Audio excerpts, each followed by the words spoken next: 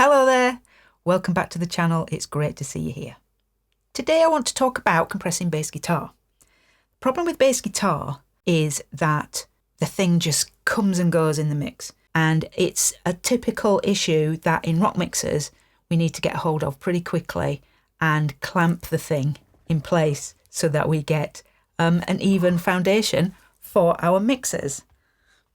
So today I'm going to show you 3 ways that I use to compress bass guitar. I'm going to go from a simple, straightforward one compressor technique, then I'm going to look at serial compression, and then I'm going to talk about what I call the split EQ method, where we use 2 separate tracks. Now, you may be familiar with those, you may have seen them done before, but what I want to do today is try and do a comparison between the 3. And you'll probably learn along the way, or what I hope you will learn along the way, is more about analysing what you've been given in terms of the bass track and how it needs to sit in the mix, and therefore what compressor or compressor type or compressor method you need to choose to make that bass guitar sit correctly in the mix. I'll be using a real track today from my classic rock mixing masterclass, so you can hear this all in context. So if you want to mix along, then check out the full course and I'll put a link in the description below.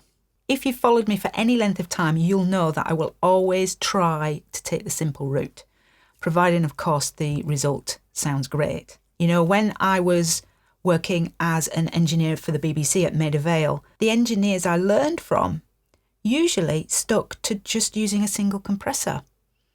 And that stuck with me because often the most simplest method is the most effective. So in today's demonstration, let's start from one compressor on a bass guitar. What do we want to listen for when listening to a bass guitar in a mix?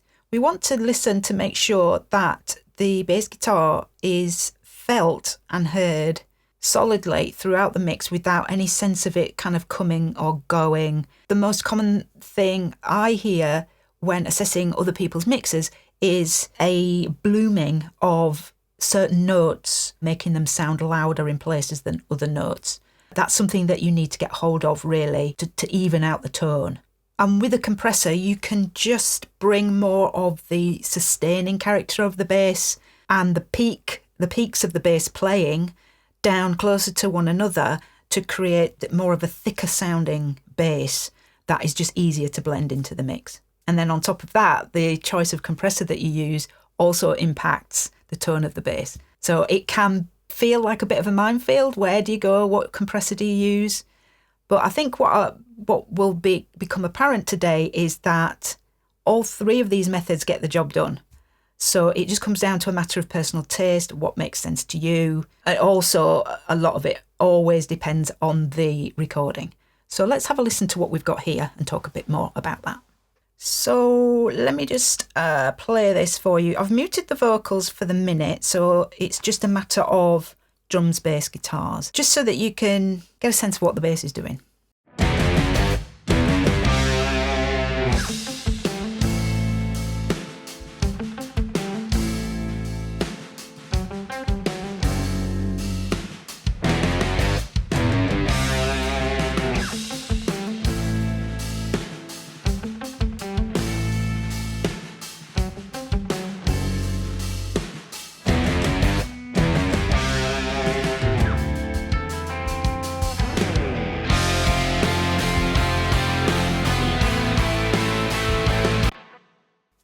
Okay, so there's no processing on this bass at all at the moment. What you're looking at, let me just explain what I'm showing you here. So we've got a bass DI, and this is all that was provided in this for this particular mix. These 2 tracks here, just ignore those for the time being because I've placed those there for the 3rd method. So we'll get to those in a little while. So what do we do first? We listen, don't we? We take a listen in solo, see what the quality of the track is. We've listened to it in context of the mix. Did you notice anything? I certainly did. I heard that problem where some notes were disappearing and it was just too quiet, and then other notes were jumping out of the mix, particularly in that crossover, this section here, where there's a little sort of a walking bass line up the fretboard into then the downbeat of the power chords going into the chorus section where we were, we most definitely heard the bass then. Let me just play that for you.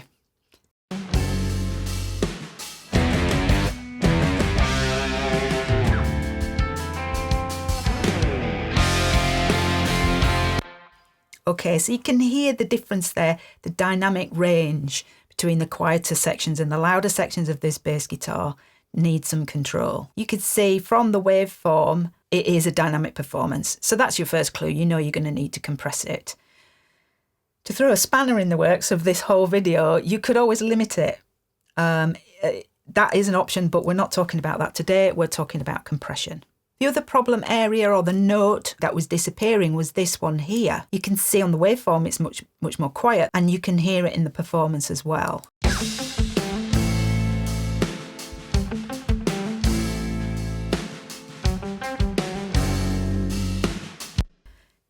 You could hear that dipping. And what we need to do with bass guitar is just make that it's not going to move.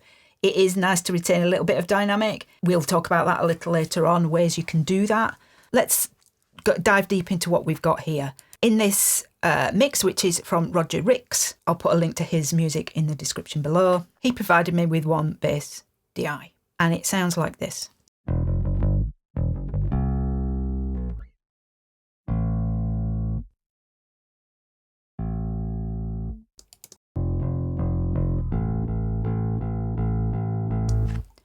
So it's pretty unexciting, pretty bland, like you would expect from a DI. First thing that I tend to do with DIs, after listening to them, sometimes I don't need to do this, but in this case I felt as though I did, and that was to give it more of an amp feel, make it feel like it's coming through an amp.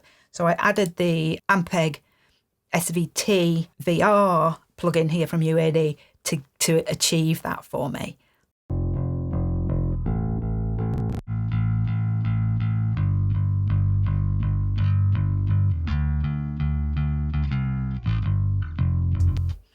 Okay, sounds more like how you would expect a bass guitar to sound. Let's just check that out in the mix then.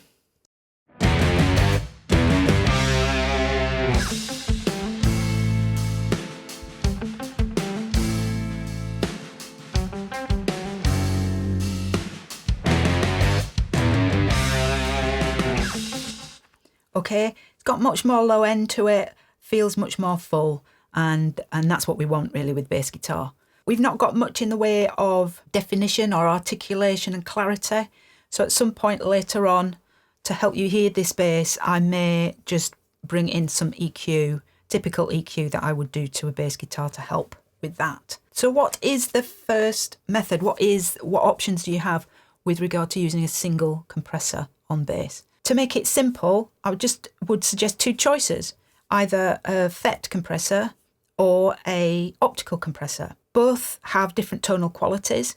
FET compressors are much more fast acting, have got more of an aggressive nature, a bit more grit, a bit more attitude. An optical compressor is more sort of warm and round. They tend to be tube based circuitry inside an optical, but whereas not in every case though, but with regard to a FET compressor, they tend to be more of a solid state. So they have a cleaner, tighter low end quality to them, whereas optical tend to be a bit more round and soft sounding. So genre is very important.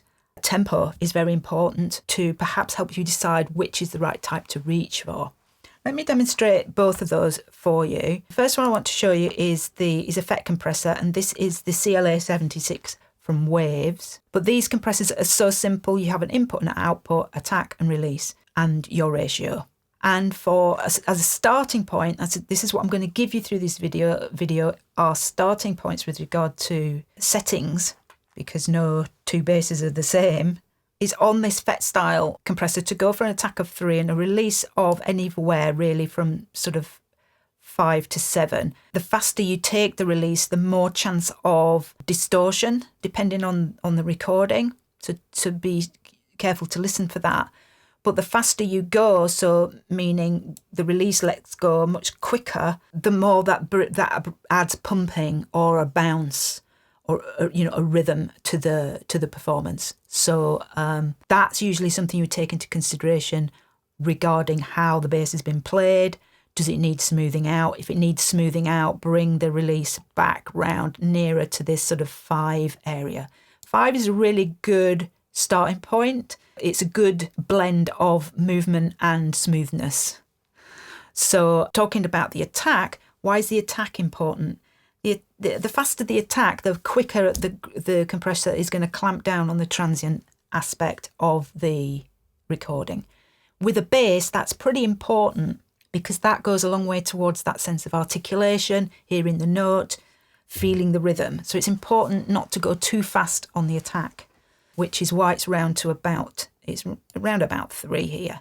I've chosen a low ratio of 4, but what you can do, depending on the varying dynamics of the recording, is try 8-1 as well as 4-1, see if that gives you a better result.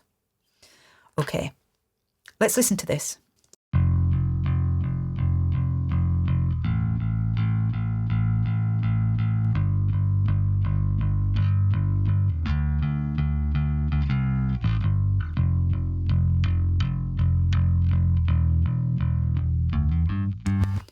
So hopefully you could hear that the thickness came up, it evens out the actual performance so that it doesn't move around quite as much. We've got a few noises there, kind of clanging noises, fret buzz almost type noises.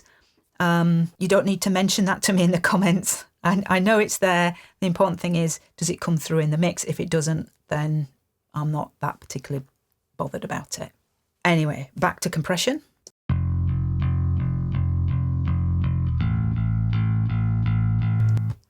So now that we've got the release up at its fastest, can you hear there's more kind of variation between the notes?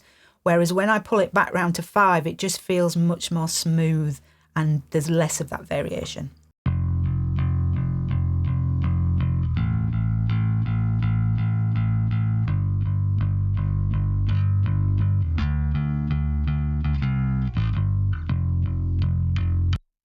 If you're not sure, just go for something in between. Don't overthink it. Now, there are a couple of versions of 1176. There's the blackface, which we're looking at here, and then there's the blue stripe. So what do you need to know about making your decision around the bass compressor? The main differences between these two compressors is that the blue stripe is a little bit more upper mid forward. It's got a little bit more grit, a little bit more distortion to it. It's a bit more forward sounding. And on bass, that can really help because the mid boost that it has is almost tuned to be in the right spot to help bass cut through the mix. Let's take a listen to this. I'll start with it bypass, then I'll bring it in.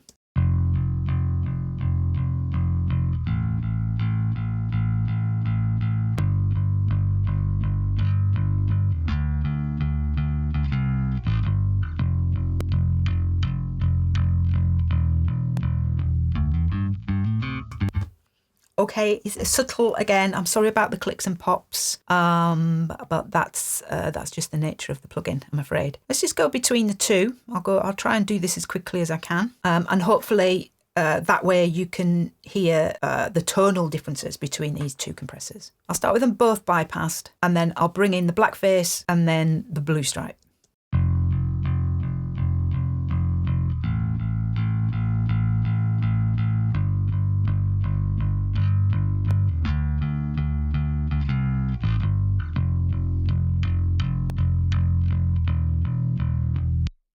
Really subtle, the difference between them in this example. I don't think I'm getting quite as much gain reduction on the blue stripe as I am on the black, so let me just adjust that.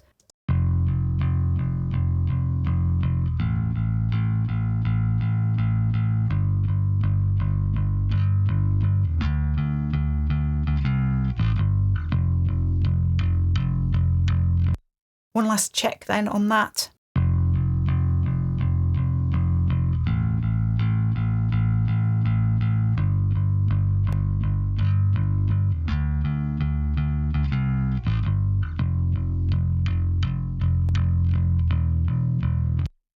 I I think you can hear that more clearly now. It's definitely more of a brighter edge on the top of the notes from the blue stripe than from the black, and the black face, it does have a warmer tone to it. Let's check this out. Let's check both of these out in the mix, see if we can discern much in the way of difference there.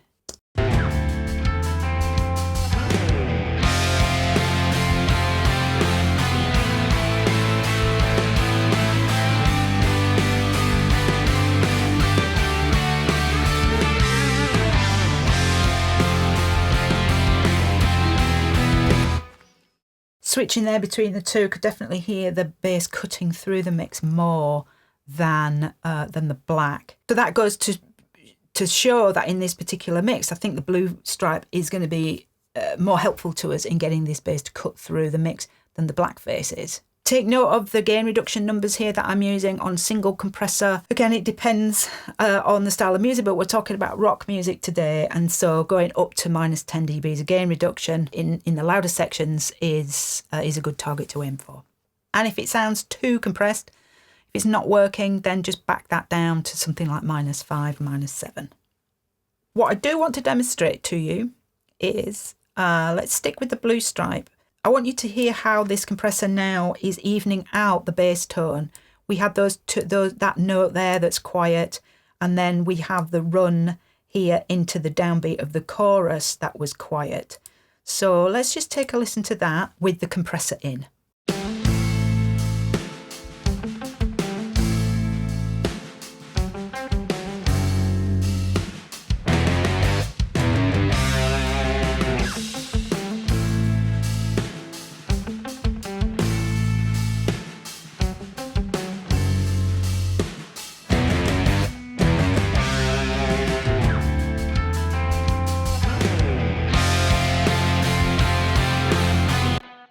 Also notice the difference now. You don't have that huge jump that we had without any compression going into the downbeat of the chorus, but you can hear how now that this bass feels much more even throughout the mix. So what other option do we have? We have Optical. Optical is great for filling out the bass tone, giving a nice fat bottom. So that could be an option. What I'm hearing though in this particular recording is that it needs more of that cut. It needs more top. The original DI had that, but it had no low end. Then by adding an amp plugin, I got the low end, but feel as though that the top now is sacrificed a little bit because of that. But I know I can bring that back with EQ. And that's generally what does happen. When applying my plug-in chain to a bass guitar, it almost always starts with a multiband compressor to control the lower mids. That goes part way to evening out the tone and helps the compressor react in a more natural sounding way. Then once I've got the compression in place, then I'll go to EQ to get the tone that I want, to enhance the areas of the tone of the frequency spectrum that will bring out more of the quality of the articulation, the notes, and all that good stuff. Let's look at the optical compressor then. This is a CLA2A. Let's take a listen to what this can do going into that chorus.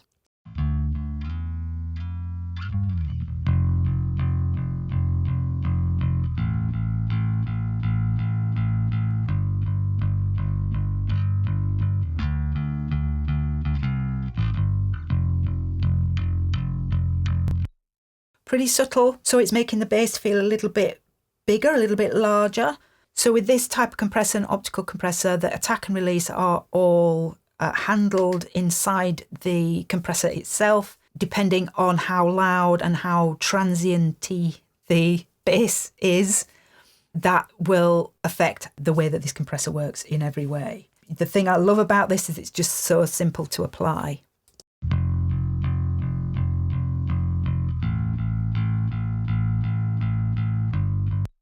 Definitely hear some more warmth coming through from this. Let's try a little bit more gain reduction.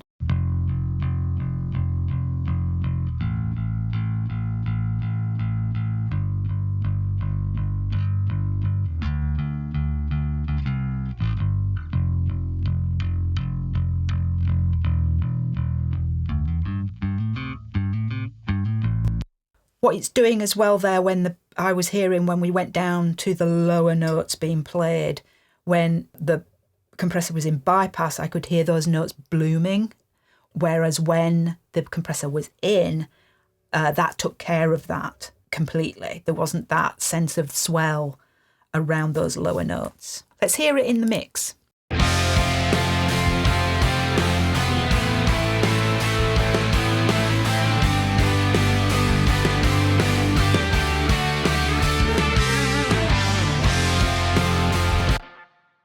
Hope you heard that. Much more present and solid in the mix. Something I do want to do for you actually is, just so that you can calibrate your ears, is I'm going to just mute the bass so your ear can locate the bass in the mix.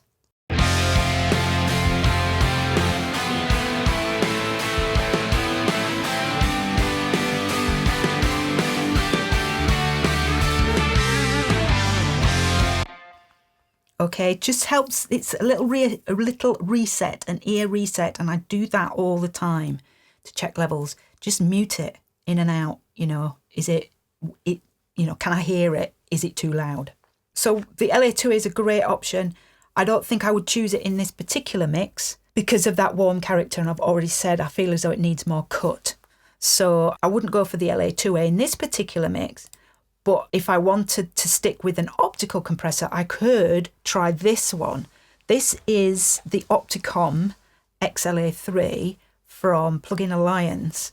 That has got a much more gritty, gnarly character to it.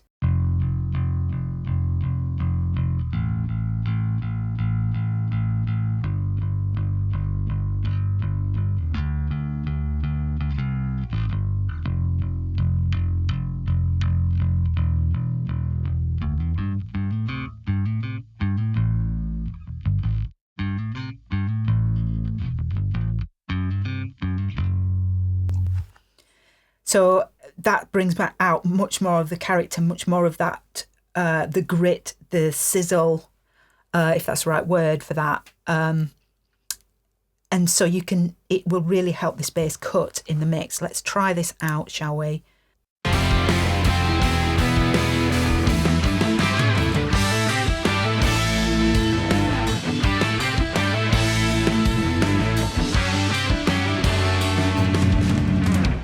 And then without it.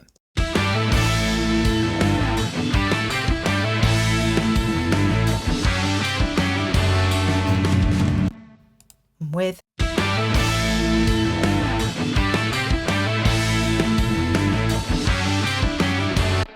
Definitely adds to the articulation. You can hear more of the movement of the notes there in that final part. I still feel as though it could do with a bit more cut. And so what I would do is typically then, once I've chosen the compressor and I wanted to go with the Opticom, let's look at some EQ. So EQ that I would typically use on bass in this area here, about 1.5K to bring out more of that articulation.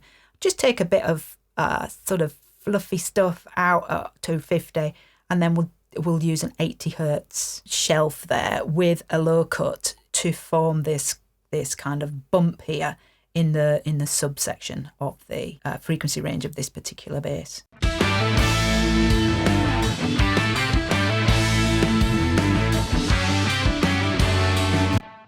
You can hear how it just brings the bass forward a little bit more. Check it in a chorus.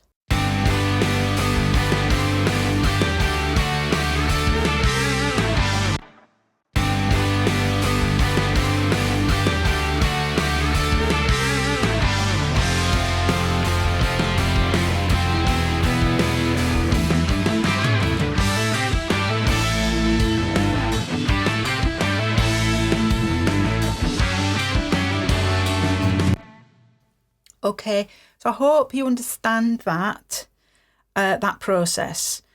Gone from an amp sim into a compressor, gone through a couple of choices to decide which one I feel enhances the bass in this particular recording best, and then applied some finalising, enhancing EQ to make it sit in the mix and cut through the mix, essentially. So I'm not giving you a one-size-fits-all here.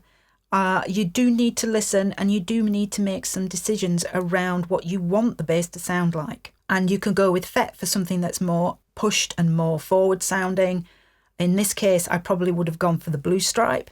Then you've got the optical if you feel as though your bass needs a bit more sort of round fullness to it, which would work in, say, a slower tempoed track. And again, we've got the two choices there. We've got the LA2A classic tube compressor, or we could go for something a little grittier like the Opticon. Again, for that cut element that I feel as though this particular bass needs after applying the bass amp. So that's the single compressor option. And you know what? That works for me 85% of the time. Now, I will always try that first before getting into more complicated options. In this case, because this bass recording is reasonably dynamic and it goes through different playing styles, it's got some more intricate playing patterns as well as just some solid sustaining notes and that sort of built-in variation of loudness between the sections, then I feel as though it needs a little bit more than a single compressor in this case. Another consideration when listening and assessing the bass track that you've been given is, do you think it's been compressed already? Do you think it's been recorded with a compressor or a compressor pedal? That might be another option or another reason for choosing something like the optical compressor. It just will add that finishing touch, that finishing smoothness to a track that's already got some compression applied to it. So what if your bass recording looks like a mountain range? And clearly has had no compression applied to it during the recording, then that's where serial compression can really do the trick. And that's kind of like the case we've got here. We can see the waveform is pretty dynamic. I've tried the single compressor, and whilst the more sort of upper mid forward versions of those compressors are helping, I just feel as though it's just not gluing this performance together enough in a way that's as powerful as I want it to sound in this particular mix. And so that is a good option for using serial compression. So let's have a look at that. The idea behind serial compression is to initially catch the peaks, the highest peaks of the performance, knock them down with some fast acting compression, and then feed that controlled signal then into a more gentle compression to smooth the whole thing out. And that can work so well in solidifying your bass so it doesn't move around in the mix. Let me show you how to do that. So I've got here the FET 1176, which is very fast, into a LA2A. And you can see you just put one after the other, just chain them together.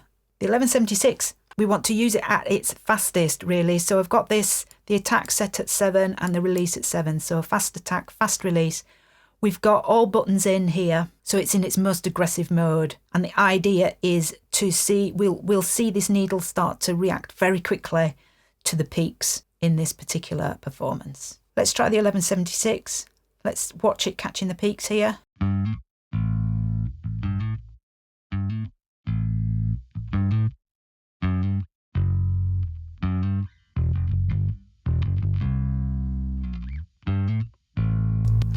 You can actually hear some distortion on the tone as well. I don't mind that for bass. Distortion on bass really helps it cut, and that's what I feel as though this bass needs to do. If it's distorting too much, you just pull back the release here to ease away the distortion. What I'd like to do is just have a look at, say, this section here, where we've got some quieter, more softer playing and a couple of peaks there, so you can perhaps see it better.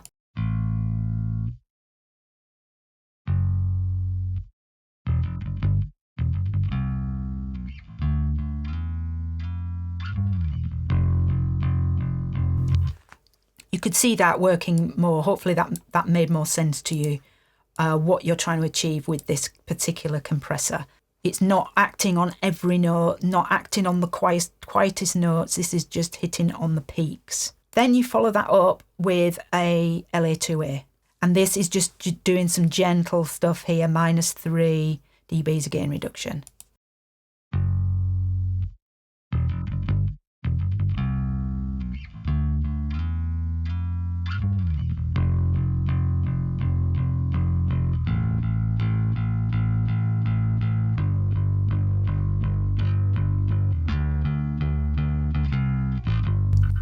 or bypass them.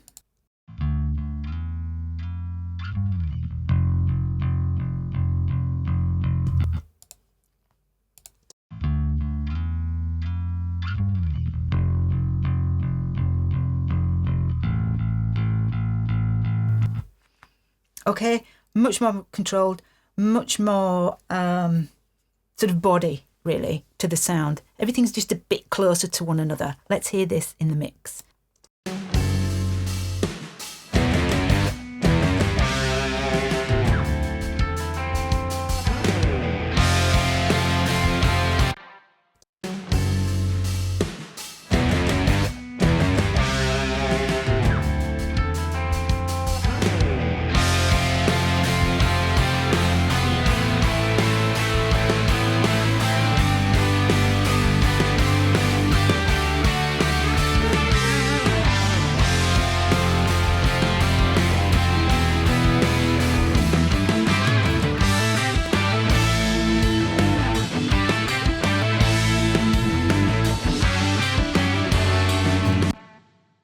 Okay, hope you heard that. I don't like to overdo these things on YouTube. I like to keep things as realistic as possible as to how I would actually mix them. So anyway, that's it. I really like that. I like that result. I was hearing more consistent lows and I was hearing more consistent highs. So that particular method, I feel, is getting really close to how I am happy with this to mix the bass guitar in this track. Now, let's do some final touches here and let's add a little bit of EQ.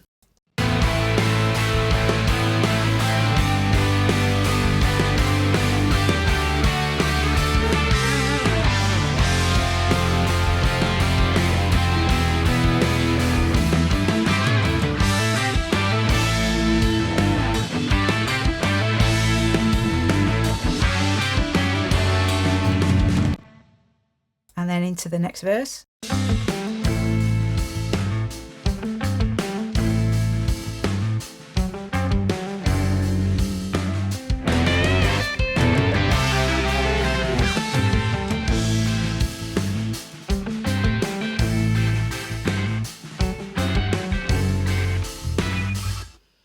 Yeah, the EQ is really bringing out more in the way of that articulation. This isn't a video about mixing bass, it's just a video about compression, but I do feel as though EQ does play a part in the decisions around which compressor is going to work in your mix. So that's why I'm showing it, but I don't want to go too deep into it today. So what I'm hearing here in this verse is I'm hearing more now of the articulation. I'm hearing more of the bass, but the bass meaning the low frequencies of the bass. But what would be nice would be to be able to control those elements or aspects of the frequency range of the bass guitar separately. So having separate control over the low frequencies versus the high frequencies. Because what it allows you to do is more advanced techniques, really. Things like bringing up the low frequency fader in the choruses to add more energy and then dropping it down again in the verses to help tell the story of the mix and to build excitement through the mix. So let's have a look at that method next. And that's what I am calling the split EQ method. The low end is where you want consistency and power, and you would want to compress it reasonably firmly, well, very firmly, for that foundational element of the mix, especially in rock music.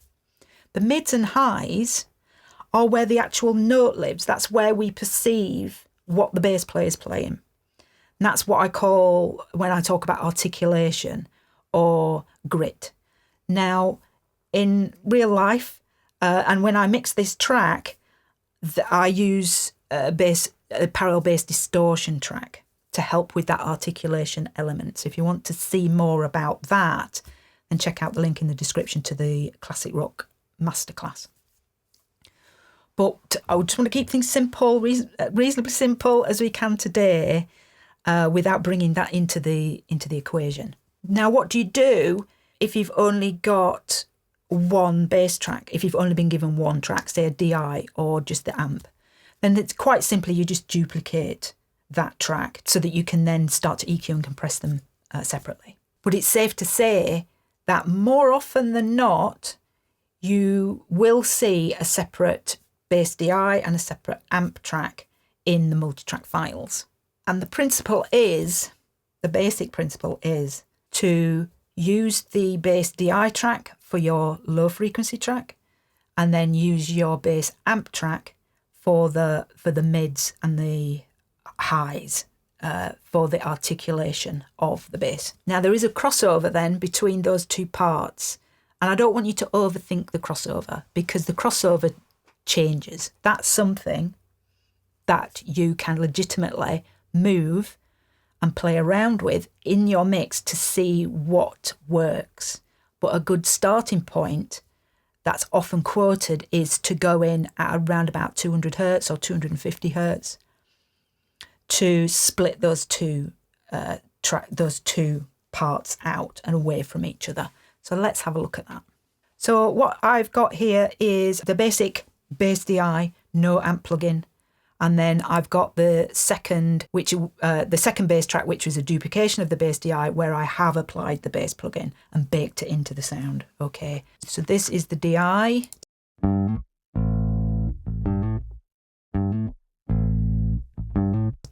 then the amp.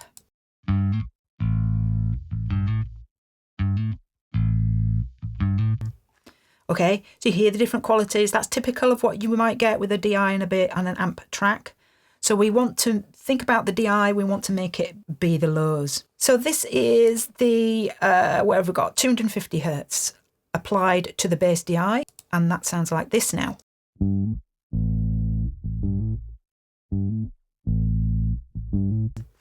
The idea is then now that we want to pretty strongly compress that to just make it sit. It's all low frequency, and it just is just going to sit there like a sausage all the way through our mix. And we've got the independent control now. It's on its own fader, so we can move it around as we see fit during the arrangement. So the bass amp then, we take another EQ plugin with a low cut at 250. Okay, so you can see that crossover there. So without that in place, it sounds like this.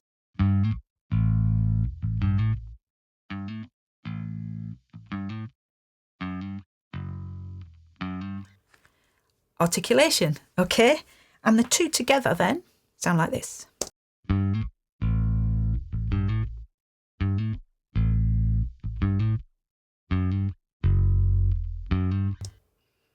Okay, let's take the bass DI then, and let's compress it. Now I'm using Optical here, and I'm using Optical on both tracks. You don't have to do that. You could be really, really clever about it, and you could put an Optical on the low bass, and you could put a cleaner sounding compressor on the high bass. So a VCA like a DBX 160 to really enhance that character about that articulation track. So you could be really creative here and try different things. But for simplicity, I'm just going to go with the one compressor here. Otherwise, this video is going to get way long. So what's this compressor do to the low bass?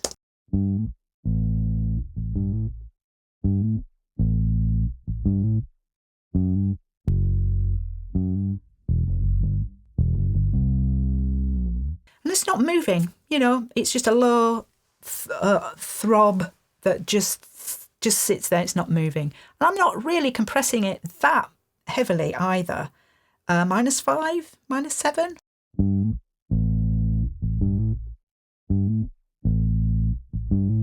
Let's check out then how the CLA 2A sounds on the high track.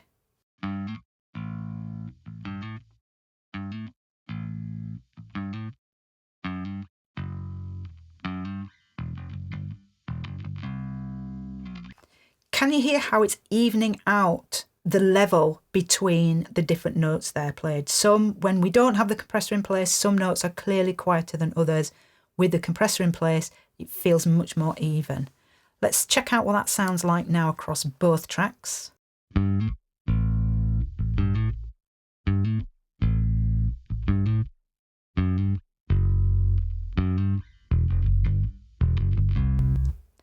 super full sounding, and we've got the articulation there. Let's check out what that sounds like in the mix then now.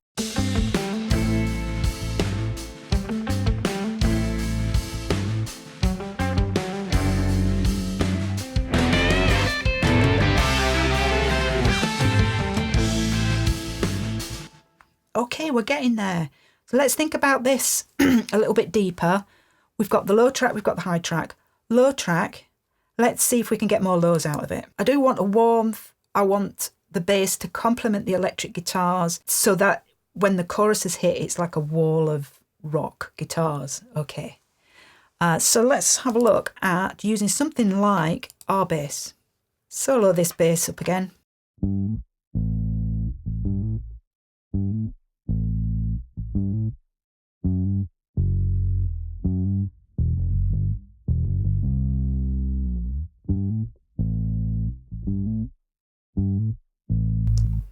You hear that? It's not crazy, it's not over the top, it's just adding an extra layer of low frequency to the perception of this bass using harmonics. The good thing as well about putting the R bass after the compressor is the compressor has controlled the low frequencies. It's squished them down so they're not moving. It's an even bass response going into the R bass. If the bass was still moving around going into the R bass is going to move around as well. And it's just going to sound so uneven.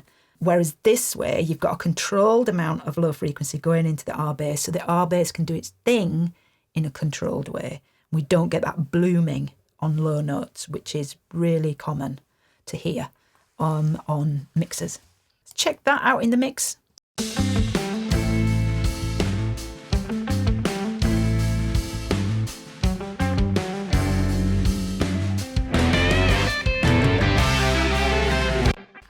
Okay, we're getting there. What are we missing though? Articulation. That's what I think we're missing. So let's look at that. How are we going to address that? Well, quite simply, you just use some EQ, and I like to use something with character, an analog EQ. And my go-to for this would be the 1073. Let me just take the EQ out. What have we got then from the articulation track so far? Okay, well, let's try this.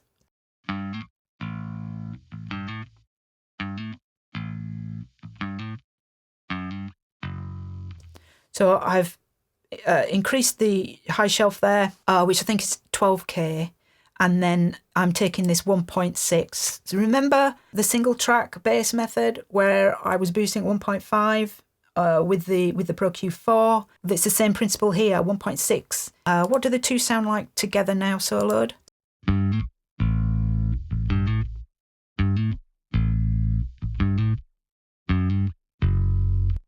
Great, you've got everything there, haven't you? You've got controlled lows and you've got controlled highs that are clearly telling you what note is being played. Let's listen to this in the mix.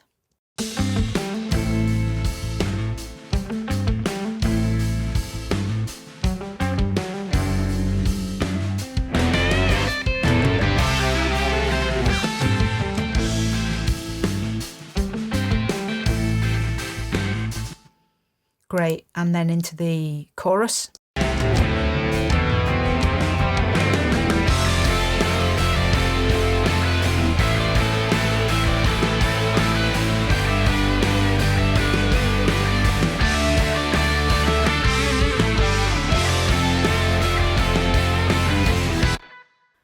That sounds so good. That I love how that bass is working. That's great. Let me do the mute test for you.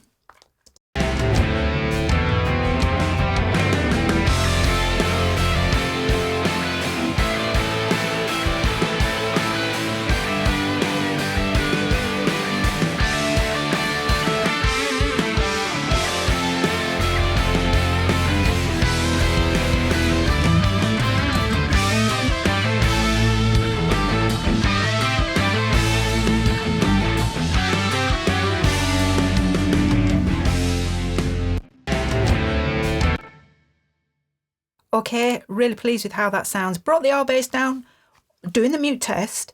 That was a stark enough contrast for me to assess the low frequencies in the bass. I just felt as though they were perhaps a little bit too energetic, so I brought the low bass down, the R bass down. Now, the other option is that if you like the quality of that low bass, but you felt as though it just was too loud, then you've got the fader here then to bring that down rather than taking the R bass down. You just have more options. Now, this is what I would consider a more advanced technique, but I think I've demonstrated it in a way that's made it simple or easy enough for you to try. Don't overthink it. Just try it with an LA2A Optical.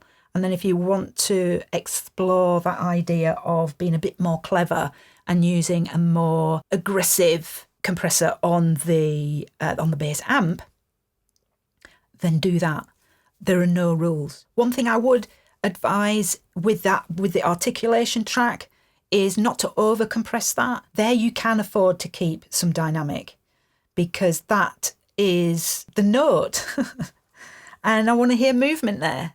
You know, the bass, the low frequencies of the bass, they just want to sit there solid like a slab. But the articulation, that can move around a bit. You know, it's the groove. So let it move around a bit, and perhaps don't go quite so hard on that in terms of gain reduction. One final recap for you with regard to the attack and release. The attack, if you set that too fast, you will lose impact, you'll lose pick attack, which can be important in heavier rock music, and you'll lose articulation. So don't go super fast unless it's for a particular purpose, and that is to catch the peaks in serial compression. The fast release as well in that scenario, just check that it's not getting too distorted. And in the single compression method, fast release again gives you more pumping and it's less smooth, so dependent on the actual playing of the part. If you want smoothness, slow down the release. And it's all about the groove as well, don't forget that. It's not just about level. So allowing a certain amount of pumping can be a good thing. Okay, that's 3 ways to compress bass guitar in rock mixers. Start simple, use your ears, and pick the method that best suits the recording. Compression is about feel, it's not just about loudness. So is the bass helping the groove? Can you hear the notes clearly? Is it supporting the song? These are all questions that you should be asking yourself during this process. That's what matters the most. And let me know in the comments which method you're going to try first, which method you currently use and are quite happy with, or even if you've got another trick that you think I should try or make a video on. For example, parallel compression on bass. And don't forget to check out the link in the description to this mix, to this classic rock masterclass mix. If you want to mix this track with me, all the details are in the description. I mentioned in the video that I use multiband compression to get a really solid low end on the bass guitar. So if you want to learn more about that, check out this video on screen now, where I talk about the merits of using dynamic EQ versus multiband compressors and when you should use each one. That's all from me. Thanks for watching, and I'll see you in the next video.